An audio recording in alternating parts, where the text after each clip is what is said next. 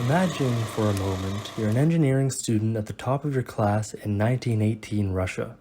You come from a middle-class family, where your grades are so good that you practically guarantee yourself upward mobility into the aristocracy. Then, a civil war breaks out, and you say fuck that shit and join the Red Army, where you come face to face with your own father in one of the battles. This is Sergei Eisenstein, and during the war there was one thing that caught his eye above all else: propaganda. He was fascinated by the prospect of engineering consent for a cause just as a machine was engineered for a specific purpose.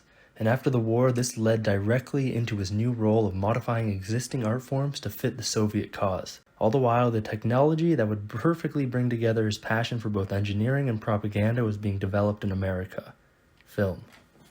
After firmly establishing his reputation with multiple major hit films, he would go on to become Stalin's right-hand man in the propaganda warfare of the Second World War, and after that try his hand at shaping the American film industry itself. His innovations were numerous, but we can boil his work down to a few main concepts that are still prominent today. But instead of explaining them to you, I've developed my very own piece of Russian propaganda to demonstrate them. I hope you enjoy.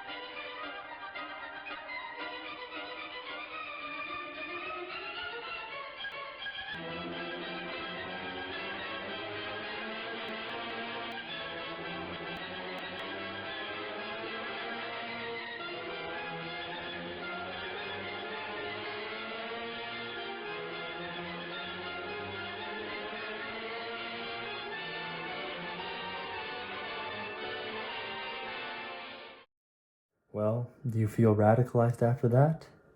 Maybe not, but I'm sure the opening section fooled at least one of you. You see, everything I told you about Eisenstein's life was a lie. I barely skimmed a Wikipedia page on him and made the rest up. I was using your lack of knowledge about this slightly obscure historical figure to craft a narrative that works well with the YouTube algorithm, and covering my lies and editing to make the information I present look authoritative.